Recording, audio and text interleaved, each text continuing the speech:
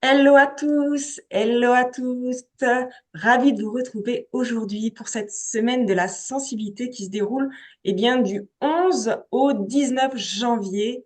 Et aujourd'hui, on se retrouve pour une table ronde pour parler de la démystification de la haute sensibilité. Et je suis avec quatre autres expertes exceptionnelles avec qui nous allons discuter de ces mythes que vous avez sûrement déjà entendus.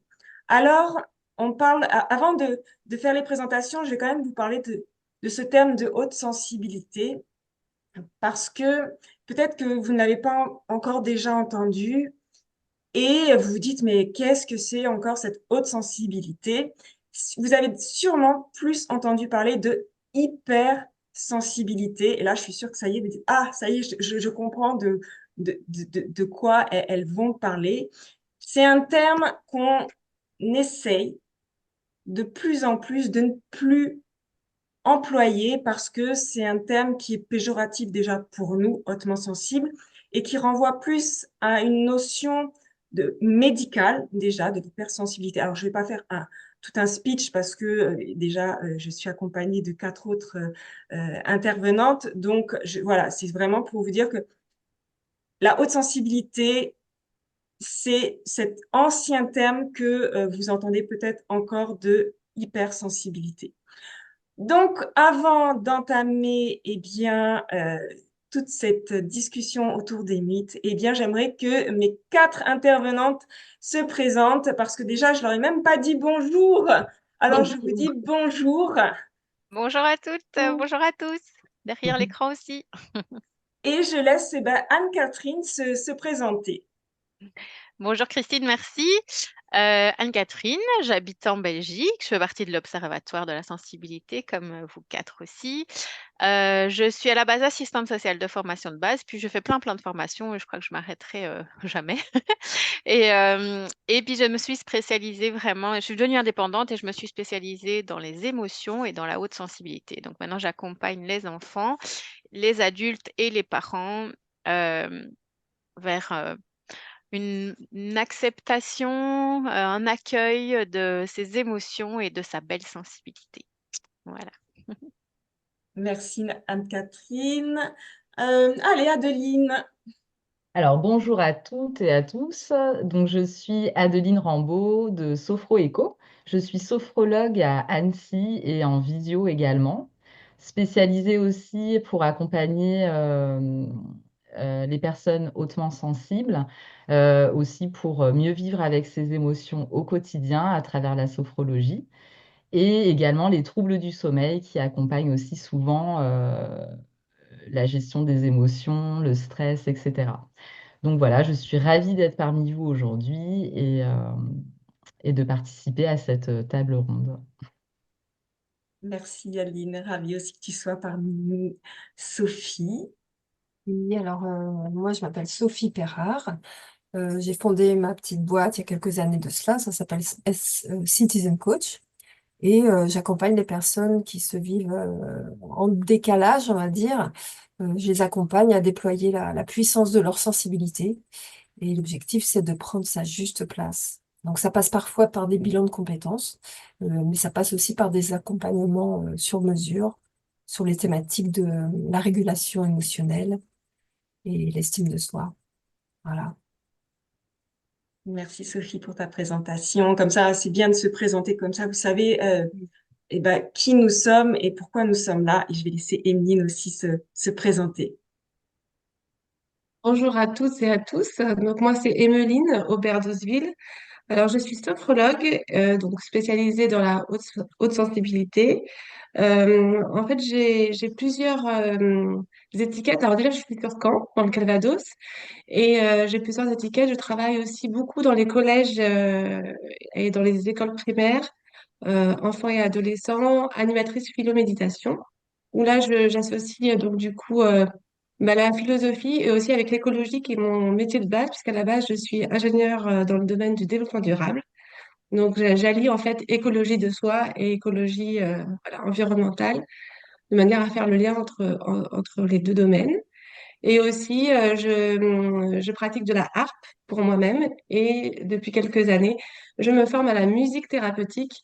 Donc, j'associe en fait sophrologie et musique dans le but d'être à l'écoute de son corps, à l'écoute de ses sensations, de ses émotions et d'apprendre, bah, du coup, grâce à ça, parce que c'est la sensibilité, c'est une force quelque part, grâce à cet atout qu'on a, de pouvoir accéder finalement à cette richesse que nous avons, de pouvoir bah, capter bah, du coup la musique autrement, différemment et libérer sa créativité. Voilà, c'est un petit peu la manière dont je travaille avec les personnes hautement sensibles. Merci en tout cas pour cette conférence. Merci beaucoup. Merci, merci. Alors, je vais me présenter. Moi, c'est Christine de l'Académie des Sensibles. Je suis coach de vie et professionnelle aussi pour les personnes hautement sensibles, parce que je suis moi-même hautement sensible, comme je pense qu'on a dit toutes les quatre. C'est un thème qui m'a toujours attirée et c'est pour ça que je me suis spécialisée en haute sensibilité et j'accompagne vraiment pour dévoiler ce potentiel et bien qu'on a tous en soi, nous hautement sensibles et les autres aussi, bien sûr. Hein. C'est pas que les hautement sensibles qui ont un potentiel, bien sûr, mais il est souvent trop caché chez les hautement sensibles. Donc voilà pour les présentations comme ça, vous savez, eh bien qui on est, dans quel domaine on travaille. Vous aurez aussi dans la description eh bien les liens pour pouvoir eh bien nous joindre directement si vous avez une question ou si vous avez envie d'aller plus loin. Donc tout ça, ça sera dans la description sous la vidéo. Et d'ailleurs, si vous avez des questions, vous n'hésitez pas à les poser en commentaire. Ils seront lus et on répondra s'il y a besoin. Donc, quand il y a un mythe, si quand vous écoutez cette vidéo, si vous avez une question, hop, vous la notez et nous, on répondra avec plaisir. Alors, juste avant d'entamer les mythes, eh bien, pourquoi cette table ronde euh, est là? C'est vraiment parce que pour que vous puissiez aller au-delà de tout ce que vous pouvez entendre sur la haute sensibilité, qui sont souvent des clichés, et eh bien, on s'accroche à ces clichés et on ne sait pas aller plus loin que ça. Et en décortiquant ces mythes, en allant voir peut-être au-delà avec une nouvelle perspective, eh bien, vous allez pouvoir aller plus loin. Donc, c'est pour ça que cette table ronde est là avec nous cinq et ben, ça va être un plaisir de vous décortiquer tous ces mythes. Je pense que vous êtes d'accord avec moi aussi, toutes les quatre. Enfin, j'espère. Alors, on va commencer, aller au cœur du sujet avec Adeline qui a un mythe, je pense que vous avez tous entendu euh, peut-être par votre famille ou par d'autres personnes qui est tous les hautement sensibles ou tous les ultra sensibles. Non, c'est pas celui-là en plus. Excusez-moi, je suis en train de me tromper de mythe, que l'ultrasensibilité serait une pathologie ou un problème. Alors, Adeline, je sais que tu voulais nous parler de ce mythe. Oui, alors moi j'ai choisi de partager ce mythe aujourd'hui parce que je l'ai vécu, tout simplement. Avant de prendre conscience que j'étais hautement sensible, une personne hautement sensible, mon entourage et les gens autour de moi percevaient ça comme un problème d'être comme j'étais à l'époque et ou encore aujourd'hui, hein, mais je le vis différemment. Parce que bah, on ne ressent pas les choses de la même manière, on ressent les choses un peu plus intensément, on a une autre perception aussi des choses. Et du coup, c'est perçu comme un problème. Et je pense que c'est perçu comme un problème tant qu'on ignore vraiment ce que c'est la haute sensibilité. Ça a été mon cas d'ailleurs avant de la conscientiser. C'était un problème pour moi dans ma vie parce qu'en fait, je ne me connaissais pas, je ne savais pas ce qu'était la haute sensibilité. Et du coup, j'avais l'impression d'être à côté, de ne pas être comme les autres, d'être une extraterrestre, de venir d'une autre planète. Et qu'alors en fait, c'était tout simplement que je ne connaissais pas les spécificités de ma personnalité. Donc en fait, la haute sensibilité, c'est un tempérament, c'est un trait de caractère et qui a ses qualités et aussi ses défauts, comme tous les traits de caractère. Et ces traits de caractère, notamment, c'est d'être sensible à la beauté, à ce qui est beau, c'est d'être empathique vis-à-vis aussi des émotions des gens, des autres. Et ça, je pense qu'on ne peut pas nous le reprocher. On ne peut pas nous dire et dire à quelqu'un d'autrement sensible qu'il est malade ou qu'il a un problème juste parce que il s'émerveille d'un rien ou qu'il ressent plus intensément les choses autour de lui. Donc en fait, je pense, à mon avis, que en fait, le problème, c'est l'ignorance et c'est peut-être ça, c'est sensibiliser plus les gens sur ce qu'est réellement la sensibilité. Moi, si je l'avais su avant, par exemple, si j'avais conscientisé ça plus tôt, eh ben, je l'aurais vécu certainement plus facilement comme aujourd'hui et moins comme un problème. Et je pense que c'est un problème parce que beaucoup de gens, enfin, c'est un problème pour certaines personnes, pardon, parce que beaucoup de gens le voient comme une différence, parce qu'on a une façon différente que d'autres personnes de ressentir et de voir les choses. Et pour eux, du coup, c'est un problème parce qu'on voit les choses différemment. Et pour moi, ça ne peut pas être considéré comme une maladie, tout simplement. Et, euh, et du coup, voilà ce que je voulais partager. Je pense que euh, il faut sensibiliser. Ce qu'on fait aujourd'hui, c'est ça, justement, c'est de sensibiliser, d'ouvrir les esprits là-dessus et de faire en sorte que ce soit mieux connu et moins mal interprété. Voilà. Après, j'aimerais développer plus, mais je vais aller sur vos mythes. Donc, du coup, voilà ce que je souhaitais partager. Je ne sais pas ce que vous en pensez. Et oui.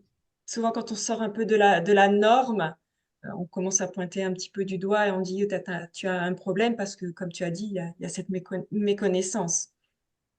C'est ça. Et ça, je crois que tout commence par la connaissance de nos fonctionnements. Et dès lors qu'on a pu mettre des mots dessus, ça change vraiment la donne, en fait. Et on peut commencer à accepter ce que l'on est, en fait, dès lors qu'on a pu dire c'est de la haute sensibilité. Parce que tout ça, Exact. ça donne du sens, en fait, à notre histoire, de pouvoir mettre un mot dessus. Et ça permet de percevoir la suite avec plus de légèreté, en fait. Oui, ça permet de mieux se connaître et Ouais, du coup d'adapter aussi notre vie à notre personnalité ouais, c'est ça. et aussi de mieux comprendre les autres, je pense aussi. Tout à Ceux qui fait. ne sont Ouais. pas hautement sensibles, on les Et comprend oui, mieux aussi. et Et oui. du coup, Oui, parce qu'en finalement, fait, on comprend qu'ils ne fonctionnent pas comme nous. Et exactement. au démarrage, on n'avait pas compris ça. Donc, il y a On un avait juste décalage. compris qu'on n'était pas normal, quoi. Ah oui, c'est ça. Ouais. Oui, et la richesse aussi, moi, c'est de pouvoir aussi le communiquer de manière sereine. Moi, le fait de m'être comprise, je peux donner deux exemples. La première, c'est que maintenant, quand on va dans un restaurant, bah, j'essaye toujours d'être en bout de table parce que les milieux de table, c'est juste pas possible en fait. J'entends toutes les conversations, je vois tout qui passe, j'arrive pas. Et je prends souvent mes boules qui est aussi. Et donc, du coup, maintenant, je sais le communiquer sans me sentir mal à l'aise parce que justement, je me connais et je sais que ça va me faire du bien de choisir le bout de table et de mettre des boules qui est quand j'en aurai besoin ou d'aller un peu dehors prendre l'air quand il y a trop de saturation. Et le fait de pouvoir le transmettre, enfin, c'est vraiment dans la pyramide, moi, je trouve, de se connaître et puis s'accepter, puis après de pouvoir s'exprimer auprès de l'autre. Mais je trouve que ça apporte plus de douceur aussi dans la relation avec les autres. Mm. Ah oui, complètement. Donc voilà. Merci, merci Adeline pour ce mythe. Vous qui êtes en train de regarder cette vidéo pendant cette semaine de la sensibilité, alors je répète, qui dure du 11 au 19 janvier. Si ce mythe vous parle, si on vous a déjà dit va te soigner parce que tu as une sensibilité trop élevée ou franchement mais tu as un problème, si vous vous reconnaissez, mettez en commentaire un petit mot comme quoi le mythe que Adeline vient de nous décortiquer vous a parlé. Alors, on a un deuxième mythe. Est-ce que vous aviez d'autres choses à intervenir pour ce mythe de... Non. Alors, maintenant, ça va être Anne-Catherine qui va nous parler de ce mythe que tous les hautement sensibles seraient introvertis et seraient des énormes et grands timides. Alors, même si je suis pas timide, je sens mon cœur qui palpite dans dans mon corps. Donc, la timidité et le stress n'est pas deux choses complètement différentes parce que même si je suis pas timide, c'est pas pour ça que je ne stresse pas parfois et à vous parler comme ça, c'est pas évident. C'est marrant parce que c'est Saverio en fait sans le faire exprès ou qui m'a renvoyé en fait que j'étais sans doute plus extravertie qu'introvertie lors d'un échange et d'une conférence et je m'étais jamais posé la question avant. Et en effet, je pense que j'ai cette tendance comme ça à facilement aller vers les autres ou facilement parler ou pas spécialement de moi, mais en tout cas dans la curiosité aussi d'aller d'aller vers les autres et de parfois prendre beaucoup de place. Je le fais pas spécialement exprès. Euh, et donc en effet, bah, je suis une grande hautement sensible, une grande sensible très élevée, je pense, pour plein de raisons. Euh, mais voilà, j'ai cet élan naturel en fait plutôt d'extraverti si on devait mettre des cases là-dedans, enfin, en tout cas si on devait exprimer. Par contre, je me rends compte qu'en fonction d'où je suis, je pourrais paraître introvertie. Et encore hier, lors d'un atelier, je n'ai pas parlé beaucoup et on m'a fait la réflexion, oh, bah, tu as l'air d'être bien secrète et bien introvertie. Donc, c'est comme quoi, d'un moment à l'autre, je pense aussi qu'on peut avoir des tempéraments peut-être différents en fonction de la situation. Moi, je me rends compte que, par exemple, en conférence, je vais être très exubérante serait un mot un peu trop fort, mais je vais être très à l'américaine, quoi, où je vais bouger beaucoup, je vais parler beaucoup, je vais rire beaucoup, je vais vraiment être plus dans le côté extraverti. Mais par contre, quand je suis en coaching, là, je sais que je suis vraiment très posée et que je vais vraiment être un tempérament plus calme. Hélène Aron avait remarqué en tout cas que dans les 20 à 30 de personnes hautement sensibles, il y avait une plus grande majorité des personnes qui étaient introverties. Donc ça, c'est pour donner un peu de chiffres. Euh, mais comme on l'a dit tout à l'heure et comme on aime bien se le répéter, il y a autant d'hautement sensibles que d'autres sensibilités. Donc, mais non, toutes les personnes hautement sensibles ne sont pas spécialement introverties ou ne sont pas spécialement de grands timides. Euh, et je pensais tout à l'heure à quelque chose. Ah oui, par contre, peut-être que ce qu'on peut confondre, parfois, en tout cas dans mon expérience, moi j'ai compris ça, c'est que quand je suis pas à 100% sûre de moi et qu'on me regarde, là je perds mes moyens, quoi, vraiment. Mais c'est pas pour ça que c'est de la timidité ou voilà, moi je supportais pas aller sur l'estrade pour faire mes résumés de langue de deuxième langue. Quand je jouais aux échecs, à un moment donné, bah, tout le monde venait voir la partie. Moi, je savais plus rien faire. D'abord, je demandais à tout le monde de partir. Donc, mais voilà, peut-être que c'est aussi parfois pour ça que ce mythe vient là et pour d'autres choses, hein, mais en tout cas. Voilà ce que j'avais envie de partager sur ce thème-là. Je laisse maintenant la parole à mes amis de l'Observatoire. Donc, plus Bah, moi, sur... ah, pardon. Vas-y Adeline, vas-y. Je rejoins Anne-Catherine parce que personnellement, c'est pareil, selon les endroits où je suis, je vais être plus ou moins introvertie. Par exemple, là, je le suis un petit peu parce que je suis pas à l'aise, je suis pas dans ma zone de confort, etc.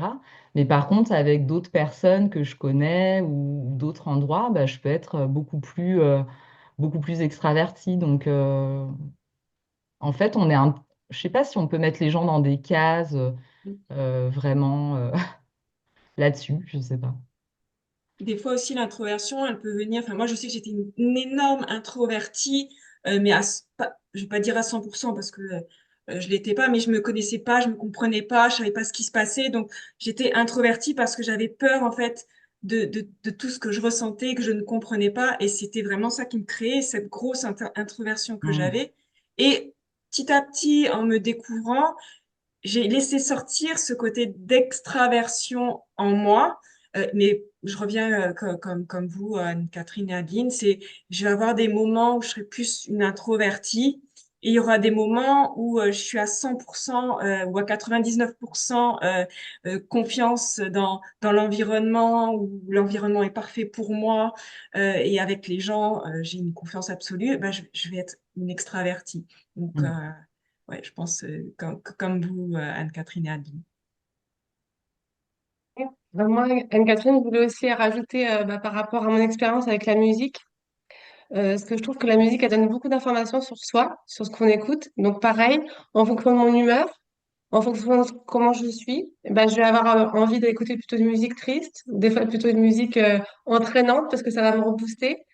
Et en fait, j'ai suivi une formation de art thérapeute récemment.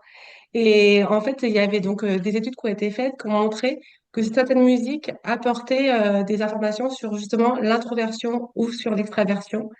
Et en fait, en écoutant les différents morceaux, je me suis découverte introvertie alors que je pensais être extravertie. Et en fait, bon, là, c'est pareil, tout est à relativiser parce que même si c'est des études, même s'il y a eu des recherches, je pense qu'on peut pas mettre quelqu'un dans une case, comme vous venez de le dire. On est tous mouvement, en fait. Tout est mouvement, on change. On change en fonction de notre environnement, on change en fonction aussi bah, de l'âge qu'on a, de ce qu'on vit, aussi des épreuves qu'on vit au quotidien. Donc, du coup, tout ça pour dire que la musique aussi peut apporter des éléments sur ça, par rapport au son, les sons qu'on capte et les vibrations aussi, ce qu'on émet aussi autour de nous. Euh, donc, c'est une façon d'interagir en fait avec l'environnement qui est différente en fonction de comment on se le sent à l'intérieur de nous. Et je ne pense pas que ce soit figé en fait. Tout est mouvement. C'est joliment dit. Et je pense aussi, moi, au fait qu'on soit introverti ou extraverti ou entre les deux, ben, on a sans doute besoin, en tout cas beaucoup d'entre nous avons besoin de moments d'introspection et de moments où on va pouvoir être seul, où on va pouvoir se recréer sa bulle, et d'être du coup seul et dans un côté solitaire là. Et ça, c'est quelque chose qui va souvent nous ressourcer. Euh, et c'est peut-être aussi ça, pour cette raison-là, que parfois on dit qu'il y en a plus que d'extravertis. Ben voilà, je pensais à ça maintenant, et je voulais C'est le très juste, rajouter. Anne-Catherine. Et j'ai envie de te dire quelque chose aussi, c'est que l'introversion, exactement, c'est s'autoriser aussi à ça. Mm. C'est que moi, pendant des années, je me suis pas autorisée à me prendre, voilà, pour la petite histoire, avec mon mari, on s'engueulait. On s'engueulait, et c'est dans ces moments-là que je partais. Avant, quand j'étais hypersensible, ils m'ont reconnu. Et maintenant que j'ai accueilli ça, maintenant que bah, toute la famille a intégré l'idée, bah maintenant j'ai plus besoin de m'engueuler avec mon mari. Je dis juste simplement, je sors, je vais à la plage, j'ai la chance d'avoir la plage tout près de chez moi. Mm. Je prends mon baladeur, enfin je prends mon iPod et hop, j'écoute la musique et c'est ça qui me ressource en fait. C'est le bruit de la mer, et voilà, et j'ai besoin de ça. Du coup, mon mari m'autorise ces moments-là. Et ça, c'est vraiment génial. Parce que j'ai quand même 3 enfants et c'est pas toujours évident. Donc, ça fait partie je pense que c'est important pour se ressourcer quand on est hautement sensible d'avoir ces moments-là. Mm. Je pense que ça fait du bien à tout le monde d'entendre toutes ces petites conversations et de se dire, ah ouais, on peut être introverti, on peut être extraverti, peut-être un petit peu se libérer. Peut-être que là, en écoutant ce mythe, vous dites, ah ouais, mais en fait, c'est vrai que des fois, je suis introverti, mais des fois aussi, j'ai ce côté extraverti. Alors, vous pouvez le mettre aussi en commentaire. Comment vous vous sentez? Est-ce que vous vous sentez plutôt introverti, extraverti ou, eh bien, les deux en fonction eh bien des moments. Donc, vous mettez ça en dessous de la vidéo, en commentaire, et ça nous fera plaisir eh bien de les lire. Est-ce que vous vouliez rajouter un élément à ce mythe? Alors, on va passer au mythe de Emmeline. Comme quoi, eh bien, les hautement sensibles seraient fragiles et feraient des tonnes de vraiment pas grand-chose. Je te laisse la parole, Emmeline, pour ce mythe. Merci. En fait, oui, je me reconnais vraiment dans ce mythe-là, parce qu'il y a eu vraiment des périodes où j'étais tellement touchée, tellement affectée, que du coup, je l'exprimais de façon très, très forte, par des pleurs, par des moments où vraiment je me renfermée sur moi-même, et puis du coup, mon entourage ne me comprenait plus du tout, ils ne savaient pas pourquoi je réagissais, pourquoi c'était aussi fort, et pourquoi aussi j'avais tendance à en parler, à ruminer sans cesse, parce que j'arrivais pas à intégrer l'information. Et du coup, c'est vrai, j'ai entendu des phrases du genre, Emeline, elle est vraiment trop sensible, elle se fait vraiment des montagnes de pas grand-chose, je comprends pas pourquoi elle se met dans des états pareils. Voilà, j'ai beaucoup entendu ça, enfant, ado et adulte aussi, et de ma propre maman, voilà, de mon propre entourage, et pourtant des personnes qui sont pourtant empathiques et qui veulent comprendre, mais qui se disent pourquoi tant de réactions.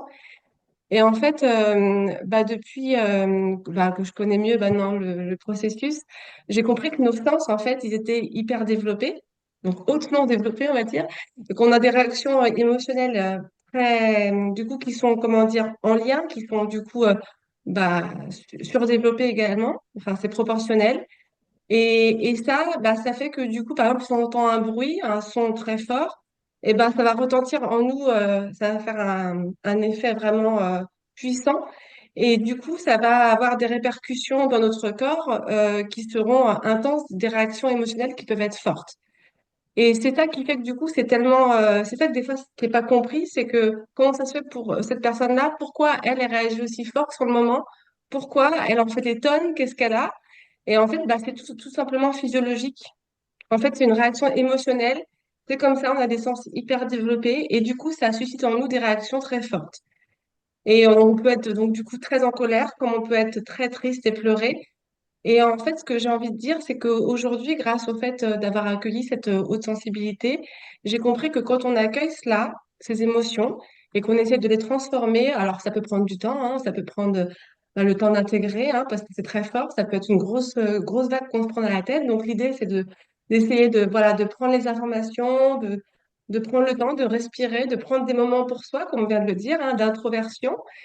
Et quand on commence à comprendre, à prendre du recul, et la sophrologie, ça aide beaucoup à ça aussi, et ça permet de comprendre finalement que des fois, on a été touché, il y a une valeur qui a été touchée. Par exemple, je vais vous citer un exemple une fois. Une fois, j'ai un dentiste qui m'a dit que je m'occupais que je m'occupais mal de mes enfants, parce que même mon enfant avait des dents jaunes, sauf que mon enfant développait du tartre. Et du coup, parce qu'on est de nature stressée dans la famille, et bon, voilà, on a remarqué qu'il y a un lien, en fait, on développe plus de tartre, voilà, c'est comme ça. Sauf que, voilà, il se lave bien les dents, mon enfant, c'est pas le problème. Ce qu'il y a, c'est qu'il a été jugé, il a été jugé par le dentiste, et sur le moment, je vous avoue, ça m'a tellement affectée, parce que ma valeur famille est très importante pour moi. Je me suis sentie vraiment touchée au plus profond de moi, et j'ai mis plusieurs jours à m'en remettre, vraiment. Et du coup, ma famille comprenait pas pourquoi j'avais réagi comme ça, surtout que mon mari, à ce moment, m'a pas forcément soutenue. Du coup, je lui ai reproché. Enfin, ça a pris des proportions énormes. Et du coup, maintenant, avec le recul, maintenant que je me connais mieux et tout, je me dis, voilà, ça a touché une valeur très importante pour moi, ce qui a développé, du coup, une culpabilité, je pense. Et en prenant le recul, je me rends compte qu'en fait, cette culpabilité, maintenant, comment dire, j'essaie quand je la ressens, parce que ça m'arrive encore de la ressentir, hein, bien sûr, comme tout le monde, j'essaie de la regarder en face et de me dire, OK, ça a touché une valeur forte chez moi. Cette culpabilité, du coup, j'essaie de m'en détacher parce elle me sert à rien, en fait. Elle ne m'est pas utile, elle va pas m'aider à progresser, en fait. Pour moi, c'est une émotion qui n'est pas forcément utile pour me transformer et pour agir de façon favorable. Donc, du coup, j'ai choisi de la mettre à l'écart. Et ensuite, après, je me dis comment je peux faire dans cette situation pour essayer de temporiser. Du coup, j'essaie de me calmer et j'essaie du coup de dire à la personne, voilà, quand vous avez dit ça, vous êtes peut-être pas aperçu, mais moi, ça m'a touché vraiment profondément parce que je trouve que c'est pas juste en fait ce que vous avez dit. Voilà, juste ça. Et ça, c'est des choses maintenant que j'arrive à faire. C'est-à-dire quand c'est pas juste, j'arrive à dire à la personne, c'est pas juste. Alors sur le moment, ça peut être très dur, parce que du coup, il faut le dire de façon calme et pas s'énerver et pas pleurer. Donc c'est voilà, c'est un travail. Mais au moins, quand c'est formulé, bah, du coup, cette fragilité qu'on peut penser fragile, hein, de d'autres sensibilités, ben, elle se transforme en force parce que c'est la force de s'exprimer, la force de dire ce qu'on ressent, en fait, la force de dire, bah voilà, je ressens et j'ai pas honte de ressentir. Et ça, c'est énorme. Donc finalement, pour moi, c'est une force de pouvoir dire les choses parce qu'il y a beaucoup de non-dits, beaucoup de jugements sur bah, quand on est soi-même, bah, du coup, en fait, c'est ça, en fait, c'est quand on est hautement sensible, on a tendance à être soi-même et des fois, ça peut gêner parce qu'on n'arrive pas à se maîtriser. Ça fait vraiment écho. Puis ça fait le lien avec le dernier mythe là, dont on voulait parler sur le leadership. Est-ce qu'on peut être hautement sensible et avoir un leadership? Parce que effectivement, ce truc-là d'injustice, c'est pour les personnes hautement sensibles, c'est hyper violent. Et pour ma part, c'est quelque chose où j'ai besoin que tout soit juste, tout soit en harmonie. Et quelqu'un qui a des propos tels ceux dont tu as parlé là, ça fait écho de manière très violente pour quelqu'un qui est hautement sensible. Et maintenant, justement, d'aller déployer sa sensibilité, pour moi, c'est d'apprendre, c'est un engagement de tous les jours, d'apprendre à avancer avec cette subjectivité-là, qui va pas forcément plaire à tout le monde, mais c'est comme ça. Il y a un endroit où ça ne doit plus douter, c'est on a presque l'obligation, c'est un engagement de soi à soi, d'avancer avec cette subjectivité-là. L'autre aussi avance avec la sienne, mais moi j'ai le droit de dire, là ça ne me correspond pas et ça me touche ce que tu viens de me dire et c'est pas juste à l'intérieur de moi. Et je crois que c'est quand on en arrive à avancer avec ça, là on touche vraiment à sa vulnérabilité pour en faire vraiment la plus belle des forces en fait. Et là on est très puissante. Parce que ça veut dire, je crois qu'on s'autorise à être totalement soi avec les pleurs s'il y a besoin, avec de la détermination aussi. Et on peut se présenter comme ça à l'autre en assumant totalement d'être ce que l'on est, parce qu'on est bien connecté à soi. C'est vrai qu'on peut être surpris du coup de la réaction de l'autre, du coup, et voir que finalement, quand on l'exprime de façon calme et qu'on est Ouais. juste, Ouais, et ben du coup, la personne en face va dire, ah mince, je m'étais pas du tout rendu mais compte en oui, fait. ouais, Alors des fois, il y a des remarques du genre, oh, t'es quand même très sensible, hein. Mais Mmh. bon, et allez, alors? je te Et comprends quand même, alors? ça doit pas être facile. Ouais, c'est vraiment, je trouve que c'est la clé en fait, parce que, Après, je trouve que ce qui peut être utilisé aussi pour nous, les sensibles, c'est la communication non violente, comme le conseillait Saverio. Moi, je sais que ça m'aide beaucoup justement pour oser exprimer avec bienveillance, sans être dans la colère et dans l'émotion de l'instant, de pouvoir dire les choses calmement. Et c'est vrai que du coup, cette communication non violente, ça aide à se libérer et en même temps de dire les choses aux autres sans se culpabiliser finalement de nos ressentis ou sans avoir peur de déranger ou de vexer l'autre. C'est un bel outil, je trouve, ce qu'a conseillé Saverio, la alors, communication non violente. ouais, pour ma part, c'est pas tellement cet outil-là que j'utilise, mais maintenant, quand je me sens bien connectée à moi, j'utilise ce que je ressens corporellement en fait. Et si ça vibre bien, je peux m'autoriser à répondre. C'est un peu une connexion intuitive peut-être, mais si je sens que le cœur s'emballe, c'est qu'il y a quelque chose qui ne va pas. Et là, il faut que je dise vraiment ce que j'ai à l'intérieur de moi. Je m'autorise ce petit moment de recul pour dire à l'autre si c'est juste ou pas juste en fait. Parce qu'en fait, Oui, j'ai l'impression que quand on fait ça, on se suradapte pas. Parce que si je c'est sors pas réussir ce à truc-là, accéder en fait. comment? C'est réussir à accéder à ce qu'on ressent en fait. Oui, C'est oui, c'est ça. s'autoriser. Ouais. En tout cas, pour ma part, c'est corporellement que je sais ce que je dois répondre, en fait. Ça commence par là. Et si je réponds pas de manière juste, alors j'ai le sentiment de me suradapter. Et là, ça va pas du tout. Ça ne va pas du tout. Tout ce que vous Voilà. dites, ça me fait vraiment penser à, je ne sais plus où j'ai lu cette phrase, où je l'ai entendue. Donc désolée pour la personne qui l'a dit, mais c'est que si nos émotions sont comme un GPS, ça, voilà, c'est pas. Quelque part, pouvoir être autant connecté à nos émotions, et quand on est une personne hautement sensible, on l'est. Parfois, on ne sait pas comment faire, mais on l'est. Et tu parlais du corps, on le ressent dans le corps. Ouais. Et donc, à partir du moment où le GPS est plus clair, c'est une belle porte d'entrée pour aller voir nos besoins et pour pouvoir après le communiquer. Mais c'est clair que quand au départ, on ne sait pas quoi faire avec tout ça, c'est vraiment compliqué, quoi. Et c'est là où, comme tu disais, Emeline, où on peut peut-être un peu plus s'énerver. Ou moi, je sais bien que j'ai des réunions où je ne me reconnaissais pas parce que je suis quelqu'un qui essaye quand même d'être le plus bienveillante possible. Et en réunion, je pouvais vraiment être une lionne. Ouais. Et j'ai compris, en fait, parce qu'en effet, il y a quelque chose de l'ordre d'une valeur qui venait me toucher. Euh, et maintenant, après le recul, je me dis, mais en fait, j'ai cette chance de pouvoir vraiment, et je tape là parce que moi, c'est souvent mes émotions, elles viennent me chercher là, de savoir dès le départ qu'il y a un problème sur le tableau de bord, en fait, de la voiture, pour parler d'une autre. Maintenant, quand tous les boutons sont mélangés en même temps, c'est compliqué, hein. Ça, je ne suis pas en train de dire que c'est tous les jours facile ou que ça a été facile tout un temps, mais en tout cas, on connaît tous les boutons pour chaque alarme. Là, à ce moment-là, je trouve que c'est une belle porte pour justement de se dire, ah tiens, ces émotions-là, il y a quel besoin, il y a quelle valeur derrière. Et puis alors, du coup, la communiquer aux autres par divers outils. J'aime beaucoup la communication bienveillante, pour ne pas dire non violente, mais il y en a plein d'autres, évidemment. L'accueil des émotions, déjà, on va voir nos besoins, puis on le communique, mais c'est le même principe. Mm. C'était tout joli, en tout cas, tout ce qui a été dit là. Ouais, ouais, ouais. J'espère que vous vous reconnaissez dans tout ce qui a été dit, tout partagé.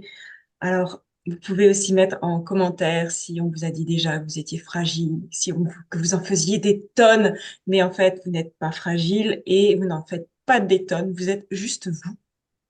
Vous êtes juste vous. Et la fragilité, enfin, moi, je pense que la fragilité, c'est plus par rapport au regard de l'autre qui nous a pointé du doigt et qui nous dit que tu es fragile. Parce que, en fait, on n'est pas fragile. On n'est pas fragile du tout. On a juste cette sensibilité, mais c'est l'autre qui nous fait dire qu'on est fragile. C'est exactement ça. Mm. Alors, on va aller avec le mythe de Sophie, euh, que tous les hautement sensibles, enfin, oui, c'est ça, que les hautement sensibles ne peuvent pas réussir dans un rôle de chef d'entreprise, de leader. Donc, ça, c'est quelque chose qui est vraiment très, très, très, très marqué. Ouais, ouais. Oui, ce que je disais par rapport à la connexion à soi, et à partir du moment où on se connaît, on s'accepte, on peut avancer avec notre subjectivité.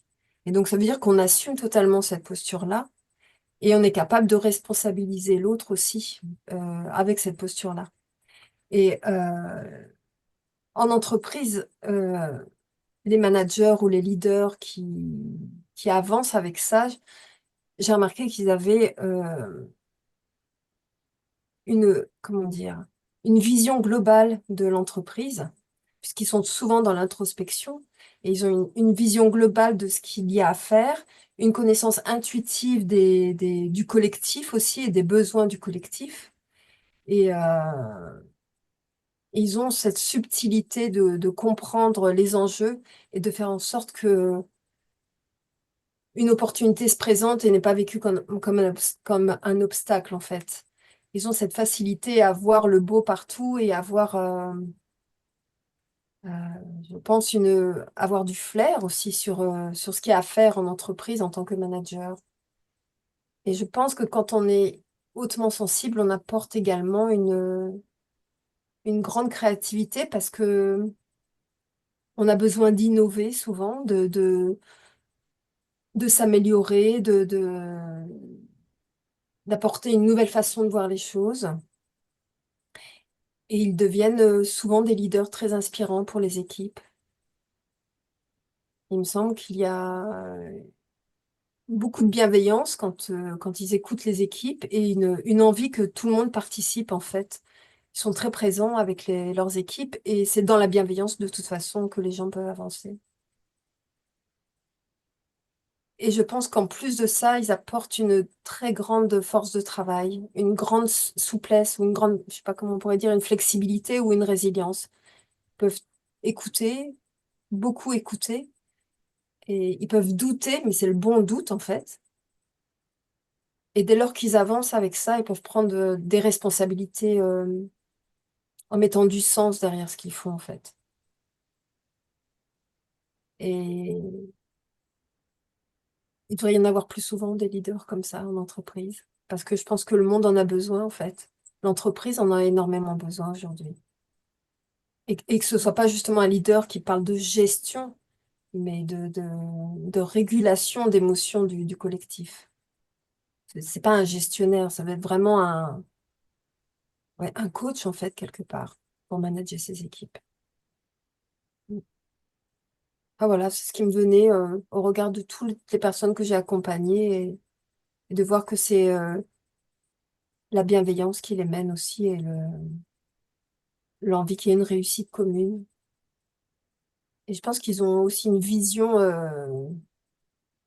presque au-delà même de leur entreprise. Il faut que ce soit une vision humaniste des choses. Que mettre du sens partout, c'est très important. Donc ça serve le monde. C'est sûr Ah, qu'on voilà, c'était ma petite réflexion qui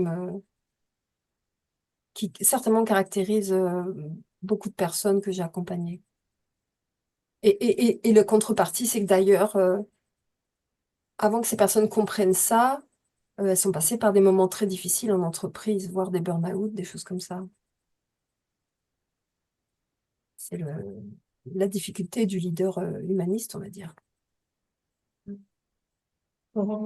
Sophie, c'est vrai, c'est très juste ce que tu dis parce que moi-même, en fait, quand j'ai découvert que j'étais hautement sensible, c'est que moi-même, j'avais un poste de chef d'équipe que j'ai pas réussi à assumer parce que j'étais trop, voilà, j'étais pas prête, on va dire. Et du coup, voilà, je suis devenue, enfin moi, du coup, je suis devenue malade. Voilà, moi, j'ai fait un burn-out et j'ai mis beaucoup de temps à m'en remettre. Et merci de ce témoignage-là parce que bah, du coup, moi, du coup, je me suis mis à mon compte et ça a été mon chemin. Mais c'est vrai que ce que tu dis, c'est très porteur parce que je pense qu'il y a des gens, des personnes qui pensent du coup à se mettre à leur compte parce que du coup, c'est vrai, on pense à ça, on se dit, bah, du coup, je suis tranquille, je suis seule, je fais ma vie, voilà. Sauf qu'effectivement, je pense qu'il faut pas dire au revoir à ce qu'on a vécu avant. Et c'est vrai qu'aujourd'hui, enfin, si ça s'était présenté, c'est peut-être parce que voilà, ça n'a pas été mon parcours, mais peut-être que si j'avais eu l'opportunité ou quoi, eh ben, j'aurais pu faire un travail pour moi pour retourner finalement dans cette équipe dans laquelle j'étais, qui était pas si mal en final. C'est juste que moi, j'étais pas à ce moment-là prête. Mm. Et effectivement, j'aurais pu apporter des choses. Je me rends compte et au regard de ce que tu viens de dire, c'est vrai que ça fait écho. Merci. Ah, merci, c'est gentil de dire ça parce que ça rassure toujours de voir que on peut y retourner dans le salariat avec ça et en étant beaucoup plus déterminé. Parce qu'il y a beaucoup de personnes, enfin, moi, dans les personnes que Oui. j'accompagne, qui sont tellement allées loin, loin, loin, très loin, Mm. que du coup, pour elles, la seule issue, c'est de se mettre à leur compte. Enfin, moi, jusqu'à maintenant, Oui. c'est ça que j'ai vécu. Alors que quelqu'un d'autrement sensible n'est pas forcément fait pour créer son entreprise, hein. Ah Il faut bah, vraiment être complètement. mené par un besoin de liberté ou de créativité énorme pour créer sa boîte. Ça, Surtout ça qu'il y a peut des faire relations part les choses, sociales. hein. Ouais, quand on est salarié, quand on est dans une équipe, on a la chance, il y a tellement de choses auxquelles on peut prétendre grâce à ça. Et c'est vrai qu'il faut pas dire au revoir à tout ça. Je suis Tout à d'accord. fait. Mm. Mm. Et Sophie, en plus, quand tu décrivais, moi, je voyais toutes les. Il y avait deux choses, c'était magnifique. Je voyais déjà plein de signes, hein, de l'intuition, la vision, le Oui. sens, l'humain, toutes Mm. ces belles choses qui sont quand même très caractéristiques de qui on est. Mais alors, tu le mettais avec une brillance. Enfin, moi, j'ai vraiment vu quelque chose. Là, Mm. tu transmettais une définition avec plein de brillance. Donc, Oh, ouais. ouais, et alors, avec beaucoup de force aussi. Et c'est vrai que bah, je rejoins ce qu'Emeline a dit aussi sur on s'est déjà dit, je pense, entre nous, qu'il y en a pas mal qui finalement se mettaient à son compte. Et en effet, il n'y a pas que cette situation-là, et cette solution-là, et il faut vraiment bien le sentir. Euh, et moi, enfin, ça m'a touchée, Sophie, vraiment beaucoup parce que je me dis, finalement, il y a moyen de ne pas se suradapter Mm. et de pouvoir être soi en tant que leaduse, même dans une entreprise, quoi. Donc, Et je pense que c'est un chemin de tous les jours. Il n'y a jamais rien d'acquis avec ça parce qu'il faut mm, être très très forte. C'est un engagement quotidien en fait. Parce que autour de soi, on l'avait bien dit, il y a 70% de non, de non sensibles, enfin pas hyposensibles, mais donc le monde est rude, hein. Donc il faut y aller Oui, avec détermination. Oui. ça nécessite un travail, ça se fait pas en 2 mois, quoi. Bah, Il c'est un besoin de peu beaucoup de comme ce que temps. vous disiez, on a besoin quand on est manager comme ça d'avoir des moments où on s'éloigne pour se ressourcer, la Mm. solitude, le rechargement, avoir une hygiène de vie entre guillemets pour tenir dans un monde dans le monde de l'entreprise actuellement, qui est quand même difficile. Oui, et équilibrer les vies aussi, parce que moi, je me rends C'est compte ça. a posteriori Ouais, qu'à l'époque, j'accordais beaucoup trop de temps pour mon travail par rapport à ma famille. c'est Et il y a ça. ça aussi. Ouais. Parce que je voulais tellement bien faire, j'étais tellement dans la perfection que la valeur famille qui était pourtant fondamentale pour moi, je la laissais de côté. Oui, c'est ça. Alors qu'en fait, la clé, c'est la connexion à soi à tout instant, en fait. La Et après, si je suis connaissance. connectée à moi, je vais pouvoir me connecter aux autres, au monde, voire même au spirituel. Mais j'avance dans le monde de l'entreprise, toujours connectée à moi. Et Mm. je vais pouvoir rencontrer l'autre avec ça. Donc au début, ça s'apprend comme une petite spirale où on va démarrer, expérimenter, puis à la fin, ça engendre peut-être un changement de posture, mais qui sera toujours à renouveler, quoi. C'est C'est quelque chose que jamais tu as terminé. vécu toi-même, ça? C'est quelque chose que tu as Comment? vécu? Oui. Est-ce que c'est quelque... Ouais, je me doute. Ouais. On Oui, sent et que c'est surtout les gens que j'ai accompagnés, ça m'a mis dans un état, ça m'a révolté de voir qu'on a gâché des compétences comme ça à l'intérieur de l'entreprise. C'est insupportable pour moi. Je dis, mais c'est pas possible. Donc c'est vraiment ton chemin à toi.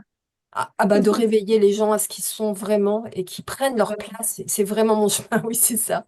Parce que je sais pas, je suis animée par un truc, il faut vraiment, on a besoin de gens comme ça dans le monde de plus en plus, hein. Et tout le monde le dit, on a besoin de plus d'humanité, plus de... Mais qu'est-ce qu'on attend, quoi? Mais moi, je pense que les Mm. grands leaders de l'époque, c'était des ultra sensibles, Mais carrément, pour la j'ai fait plupart. souvent cette réflexion. Mais Oui, oui, Mm. oui. c'est- Moi, j'ai la conviction que moi qui suis beaucoup dans le domaine de la musique, les artistes, Oui. que ce soit dans la créativité, dans le street art, parce que en ce moment il y a beaucoup de street art, dans la musique, dans la chanson, dans tout ce qui est même poésie, enfin la peinture. Enfin, on a des personnes incroyables avec une sensibilité incroyable. Mm. Quand on commence à... Enfin, moi, je sais que j'aime beaucoup lire sur des personnalités comme ça, ce qu'elles ont vécu. Mm. Souvent, malheureusement, il y a eu des phases un peu difficiles avec, voilà, avec le succès, la drogue, tout ça. Enfin, voilà, ça fait partie du truc, hein, les addictions, machin. Mais on se rend compte qu'en fait, il y a une sensibilité à fleur de peau qui est à l'origine de tout ça, quoi. On peut la transformer. C'est l'accès, en fait, à son art. Oui, C'est s'autoriser à accéder. Et moi, c'est mon chemin, ça, oui, aujourd'hui, c'est accompagner les personnes à s'autoriser à être créatifs. c'est ça, Voilà, de créer sans être musicien. Moi, ça fait que 3 4 ans que je fais de l'art, mais maintenant, c'est mon chemin, quoi. c'est ça. En fait, plus On on n'est pas avance, obligé d'être expert dans un domaine pour pouvoir l'explorer. On n'est pas obligé d'être expert. Expérimenter. et plus on avance, en fait, plus aussi on se comprend. Je vois, on a tout un peu un parcours un peu comme ça où, eh bien, au début, voilà, on comprenait pas trop ce qui se passait et on n'arrivait pas, en fait, à se révéler. Et ce que tu disais, en fait, Sophie, voilà, pour découvrir vraiment que, bah oui, on peut aller dans ce côté de leadership, bah, c'est parce qu'il faut se connaître aussi, comme tu as dit, se connecter à soi. Et plus, en fait, on se connaît, bah, plus on peut se libérer et vraiment, bah, vraiment être qui on est réellement. Est-ce que vous aviez d'autres petites interventions sur ce beau mythe décortiquées par Sophie et par nos interventions. Alors, si vous avez, quand vous regardez cette vidéo et que ce mythe vous parle, que vous dites oui, j'ai ce petit côté de leader en moi, mais je sais pas encore comment l'exprimer, je suis peut-être pas encore, mais voilà, est-ce que vous vous reconnaissez dans ce mythe? Donc, n'hésitez pas à le marquer sous la vidéo. Alors, on va finir avec eh bien, le dernier mythe que je vais pouvoir vous partager. C'est le mythe comme quoi la haute sensibilité serait une invention et serait une mode. Alors, on en a, voilà, on en a pas un peu parlé, mais il y avait des fois, il y avait des petits types qui pouvaient dire que ça pouvait être une invention. Moi, je sais que j'ai des personnes qui m'ont dit, ah, Christine, non, mais la haute sensibilité. Alors, ils avaient utilisé le mot hypersensibilité, mais moi, je préfère utiliser le mot haute sensibilité. La haute sensibilité, c'est encore une invention. C'est une mode qu'on retrouve actuellement sur Instagram, sur les réseaux. Sauf que c'est pas du tout. Alors, je vais revenir un peu sur le côté mode après, et puis je pense que vous aurez peut-être aussi envie de partager ce côté un peu peut-être de tendance, de mode. Mais ce n'est pas une invention parce que, eh bien, on peut le retrouver déjà dans la littérature depuis le 16e, 17e siècle. Alors, j'ai marqué quelques dates pour vraiment ne- montrer que c'était il y a longtemps et que c'est pas nous, là, qui avons décidé de parler de cette haute sensibilité. Alors, il y a le dictionnaire de Richelet qui est en 1680 et il disait que la sensibilité, c'était une marque de personne de qualité. Donc, on parlait déjà de cette haute sensibilité. Il y a Rousseau qui en parlait, Goethe, euh, le, le docteur Peter Schwann, pareil, dans les années 1780, non, 1755, je l'ai noté. Il disait même que cette haute sensibilité, c'était un signe de passion noble et il se demandait même si, eh bien, les personnes qui n'avaient pas cette sensibilité, ils étaient vraiment humains. Donc, on voit que c'est pas nous qui avons inventé ce concept de la haute sensibilité. Alors, dans les écrits de littérature, on verra pas ce mot d'hypersensibilité ou de haute sensibilité ou d'ultrasensibilité. Ça, c'est les mots sont plus modernes. Avec Hélène Aron qui a lancé ce concept de haute sensibilité en 1990. Donc déjà, ça date quand même, ça date d'avant Instagram et de Facebook. Et après, il y a Saverio Tomasé là, qui l'a amené, importé en France dans les années 2016. Et donc voilà, on voit vraiment que c'est pas nous qui inventons ça, ce concept, il existe et il existe depuis tout le temps, tout le temps. Donc on a des références littéraires et on a des références maintenant scientifiques aussi. Et ça, c'est juste extraordinaire, c'est que on peut nous dire que oui, voilà, la science prouve que la haute sensibilité, elle existe et ça, c'est juste extraordinaire. Et d'ailleurs, si vous voulez en savoir plus sur tout ce côté science, il va y avoir une vidéo avec euh, Pascal Michelon qui va nous parler du cerveau des hautement sensibles dimanche 18, 19, dimanche 19 janvier. Et moi, je trouve ça extraordinaire que il y ait cette recherche en fait dans nos cerveaux pour dire que oui, c'est pas une lubie, c'est pas une invention. Je sais pas si vous avez, si vous-même toutes les quatre, vous avez euh, cette envie de dire que c'est pas nous qui l'inventons. Tout à fait. On l'entend tous Moi, les jours, moi, hein. j'ai fait beaucoup de bibliographie sur la musique aussi. Il y a d'énormes références aussi sur ça, sur les effets de la musique, sur le cerveau et sur la sensibilité aussi. Il y a des liens qui sont faits. Et effectivement, l'hypersensorialité, enfin, genre, j'y reviens, mais explique beaucoup de choses sur le fait qu'il y a des réactions effectivement qui sont vraiment décuplées chez nous. Et en fait, c'est purement vérifié enfin, par des facteurs biologiques, en fait, facteurs scientifiques. Tout à fait. Et pour ce mythe de ça serait une mode, je serais mitigée entre le oui et le non parce que c'est vrai que on, on voit sur les réseaux, surtout sur les réseaux, beaucoup de professionnels de haute sensibilité ou d'hypersensibilité. Souvent, d'ailleurs, les professionnels mettent plus hypersensibilité. Alors, c'est vrai qu'il y a cette tendance actuelle, mais pour moi, je pense que c'est bien cette mode, enfin, cette tendance, parce que ça permet qu'on parle un petit peu plus de cette haute sensibilité. Bien sûr, ça a un revers. Il y a beaucoup de personnes qui sont pas formées, qui balancent beaucoup de choses qui sont pas forcément alors vraies. Je mettrai entre guillemets. Et voilà, nous, toutes les cinq, on est formés par l'Observatoire de la sensibilité. Et je pense que c'est important quand même d'être formé si on veut accompagner les personnes hautement sensibles et pour qu'on dise pas n'importe quoi aussi sur cette haute sensibilité qui pourrait justement dénigrer eh bien, la haute sensibilité. Moi, c'est ce que je pense. Je trouve que c'est bien parce qu'on en parle, mais il y en a qui utilisent cette haute sensibilité plus pour se distinguer ou pour se rendre intéressant. Et ça, je trouve ça dommage. Donc voilà, je dirais dans le côté mode, c'est oui et c'est non, parce que bon, une fois que les gens vont, ceux qui ils font ces coachings ou ces trucs comme ça avec la haute sensibilité pour se rendre intéressant, eux vont souvent s'essouffler.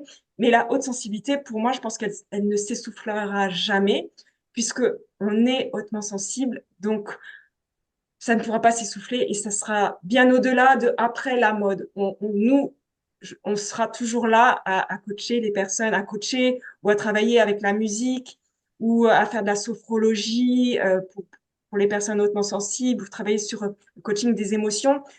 On sera là parce que ce n'est pas un effet de mode, c'est vraiment ce qu'on ressent. On n'est pas là pour se rendre intéressant ou se distinguer. On est là pour apporter. Et c'est pour ça que pour moi, c'était très important d'en parler parce que pour moi, ce n'est pas une mode, c'est vraiment une réalité. Donc, je ne sais pas ce que vous pensez justement de ce côté un petit peu tendance, mode. Bah, moi, ça rejoint un peu, je trouve, là, ça me refait penser à ce que je partageais en début d'échange. C'est que je pense que beaucoup de gens ne savent pas ce que c'est l'ultrasensibilité. Donc peut-être qu'ils vont penser l'être parfois, juste parce qu'ils sont un peu à fleur de peau ou parce que, je sais pas, ils pleurent facilement devant un film ou des choses comme ça. Et en fait, c'est beaucoup plus vaste et beaucoup plus spécifique, l'ultrasensibilité. Donc c'est pour ça que je pense que peut-être inviter les gens par cette vidéo, je vous invite vraiment à vous informer si ça vous intéresse d'en savoir un peu plus, à lire des bouquins, à écouter des podcasts. Moi, c'est ce que j'ai fait hein, au départ pour vraiment comprendre ce qu'était vraiment la haute sensibilité, parce que j'en entendais beaucoup parler aussi, mais finalement, je ne savais pas ce que c'était vraiment. Donc, je pense que c'est un effet de mode parce qu'il y a beaucoup de gens qui savent pas ce que c'est et que comme ils voient que, je sais pas, peut-être que ça marche, que Mm, ça se développe bien, tout le monde se prétend hautement sensible comme ça sans vraiment savoir ce que c'est, quoi. mm. C'est vrai que beaucoup laissent la haute sensibilité que aux émotions et on oublie le reste. L'hyperémotivité, Ouais, c'est oui, c'est ça, ça. l'hyperémotivité. Oui. Et on oublie en fait tout ce qu'il y a autour. Parce que Mm. comme tu le dis, il y a pas que ça, il n'y a pas que l'émotion. Il y a tellement d'autres choses derrière. C'est très juste. Et justement, j'ai envie de rebondir sur ça. C'est que souvent, les gens qui sont très en colère, par exemple, ou qui vont s'énerver, on pourrait se dire, ah bah c'est de l'hyperémotivité. Et ben non, c'est justement des gens qui sont pas à l'écoute d'eux-mêmes, qui laissent les émotions prendre le dessus, et c'est pas forcément de l'hypersensibilité. Et c'est très juste, effectivement, pour moi, dedans, il y a vraiment l'hyper. Moi, j'ai envie de dire hypersensorialité parce qu'il y a vraiment ça. Et c'est vraiment tous les sens qui sont développés chez l'hypersensible, chez la personne hautement sensible, pardon. C'est vraiment, c'est cette capacité de ressentir les choses, en fait. Et c'est pour ça que quand on s'autorise à accéder à tout ça, à accueillir pleinement tout cela, et ben c'est là que ça devient une force parce que du coup on s'autorise et on voit ça comme un atout. Mais effectivement, tout à l'heure tu disais Anne-Catherine, le fait d'entendre du bruit, les conversations, tout ça, ben c'est ça, c'est une hyperstimulation. Et ben là on est vraiment là-dedans, là pour le coup. Mm. Et ça Mm. je pense pas qu'il y ait tant de gens que ça qui ressentent ça, Mm. honnêtement. Oui. Mm. Et c'est une question moi que je me pose souvent par rapport à cette histoire ben, tu vois, Christine, tu disais, ouais, et en même temps, c'est peut-être quand même enfin pas une mode. On sait que c'est scientifique et que c'est prouvé, mais cet effet de mode, moi j'ai l'impression qu'en fait on a fait ça avec le haut potentiel où on a vu plein de livres sur les surdoués, puis est passé bah, l'hyper, je mets ça parce que sur les livres c'est hypersensibilité. Et puis maintenant, on parle beaucoup quand même de troubles de l'attention avec hyperactivité. Enfin, je sais pas si en France c'est à ce point-là, mais moi j'ai l'impression que je vois ça partout maintenant ici. Oui. Et donc c'est un peu comme, enfin, moi je pense que ça va se rééquilibrer entre ce qui est juste, je mets des gros guillemets à juste, mais juste dans le sens aligné, hein, pas dans le sens juste vérité, quoi. Et au plus on en parle, bah, finalement, au plus de personnes vont en entendre parler et au moins au plus ce sera démystifié ou remystifié, j'en sais rien. Mais euh, donc pour ça, autant il y a encore un an, je pense que j'étais encore un peu, ça me crispait encore. Autant maintenant, je me dis que je fais confiance. Je fais confiance à ce qui va se passer et on en parle plus qu'avant. Donc du coup, ça c'est quand même quelque Mm. chose que je trouve vraiment intéressant pour cette évolution, quoi. Ouais. Moi aussi, comme toi, Anne-Catherine, je me fais pas de soucis. Je pense qu'effectivement, tout va se tasser au bout d'un moment. Et comme tu disais, Christine, quand on est vraiment aligné, quand vraiment c'est au fond de soi, de toute façon, les gens, ils ont besoin d'authenticité. Donc, à un moment donné, l'authenticité va primer. Eh bien, on a fait tous nos mythes. Est-ce que vous aviez autre chose à rajouter sur ce mythe?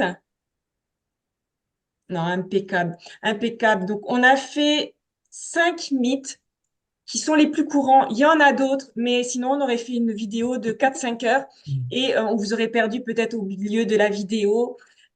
Si vous avez d'autres mythes qui vous trottent comme ça dans la tête ou un sujet, mettez-le aussi sous la vidéo et ça peut nous donner peut-être l'idée d'une prochaine table ronde, peut-être en dehors de la semaine de la sensibilité. Voilà, tout est possible.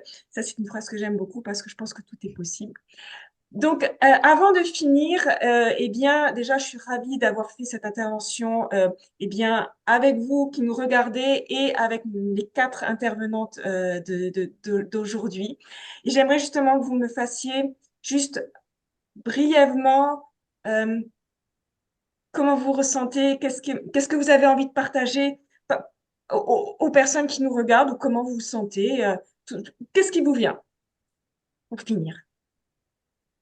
Alors, Mais, allez, Emeline. oui, Ah, ou pardon. Anne-Catherine. Ah, je sais Anne-Catherine. pas. Allez, Anne-Catherine. Mais moi, il y a le mot brillance et il y a le mot espoir. Et brillance et espoir et osons aussi. Moi, j'adore. Voilà, j'ai envie de dire que c'est même une citation maintenant pour moi, mais la citation du livre de Saverio et qu'il l'a répété souvent, c'est osons notre sensibilité.